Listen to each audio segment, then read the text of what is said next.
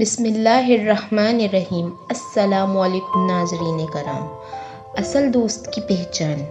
بزرگ سنایا کرتے تھے کہ ایک شخص سے بہت سارے لوگ دوستی کا دھم بڑھنے لگے تو اس کے والد نے کہا، بیٹا، ہر دوست کہلانے والا شخص دوست نہیں ہوا کرتا، بڑی جانچ پڑتال کے بعد کسی کو دوست سمجھنا چاہیے۔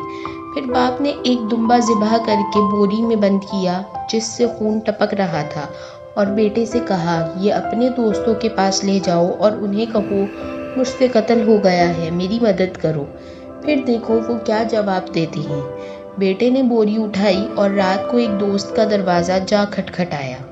دوست نے پوچھا، خیریت ہے؟ کہنے لگا، یار مجھ سے قتل ہو گیا ہے، نہ لاش ٹھکانے لگانے کی جگہ مل رہی ہے نہ سر چھپانے کی، میری کچھ مدد کرو۔ دوست نے مدد کے بجائے ٹال دیا کہ تو جانے اور تیرا کام جانے، میں تیرے ساتھ کیوں پھنسوں۔ وہ دوسرے، تیسرے، چوتھے، الغرض سب دوستوں کے پاس گیا لیکن کسی نے بھی اسے اپنے گھر میں پناہ نہ دی۔ وہ مایوس ہو کر والد کے پاس آیا اور کہا، ابا حضور، آپ درست فرماتے تھے، واقعی وہ میرے دوست نہیں تھے جو مصیبت کا سن کر ہی بھاگ گئے۔ والد نے کہا، بیٹے، میرا ایک دوست ہے اور زندگی میں نے اس ایک کو ہی دوست بنایا ہے، اب تو یہ بوری لے کر اس کے گھر جا اور دیکھ وہ کیا کہتا ہے۔ بیٹا اس کے گھر پہنچا اور اسے وہی کہانی سنائی جو اپنے دوستوں کو سنائی تھی۔ اس نے بوری لے کر مکان کے پچھواڑے میں گڑھا کھود کر دبا دی اور اوپر پھول لگا دیے تاکہ کسی کو شک نہ ہو۔ بیٹے نے باپ سے آ کر سب کچھ بیان کیا اور کہا، ابا جی، آپ کا دوست تو واقعی سچا دوست ہے۔ باپ نے کہا، بیٹا ابھی ٹھہر جاؤ، اتنی جلدی فیصلہ نہ کرو، کل اس کے پاس دوبارہ جانا اور اس سے بدتمیزی کرنا، پھر جو رد عمل ہو وہ آ کر مجھے بتانا۔ بیٹے نے ایسے ہی کیا، گیا اور اس سے بدتمیزی اور لڑائی کی۔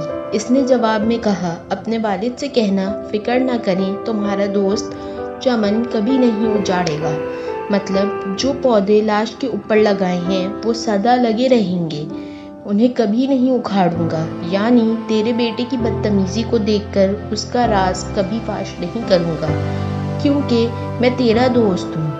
دوست مشکل وقت میں کبھی ساتھ نہیں چھوڑتا۔ موبائل فون اور خصوصاً فیس بک کی بدولت آج سب کے پاس ہزاروں دوست ہیں۔ ان ہزاروں میں سے کتنے ہیں جو واقعی ہمارے دوست ہیں، اور کیا ہم خود بھی؟